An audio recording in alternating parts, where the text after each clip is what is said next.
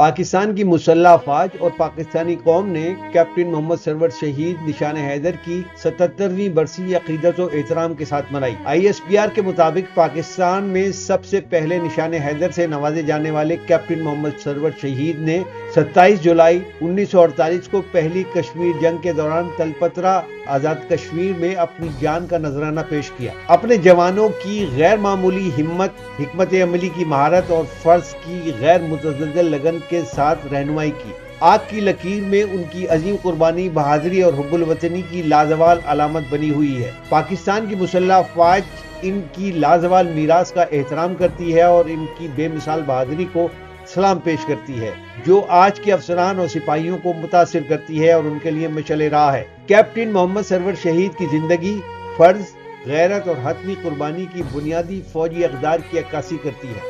اس پروقار موقع پر قوم اپنے اس بہادر بیٹے کو خراج عقیدت پیش کرتی ہے، جس کی بے لوث جرأت پاک فوج کے جذبہ قربانی اور جنگی اخلاق کا بنیادی ستون بن گئی ہے۔ مسلح افواج پاکستان کی خود مختاری اور علاقائی سالمیت کے تحفظ کے لیے اپنے غیر متزلزل عزم کا اعادہ کرتی ہیں۔ کیپٹن محمد سرور شہید نشان حیدر جیسے شہداء کی عظیم وراثت سے نئی نسل کو تقویت ملتی ہے اور آگے بڑھنے کا راستہ نظر آتا ہے۔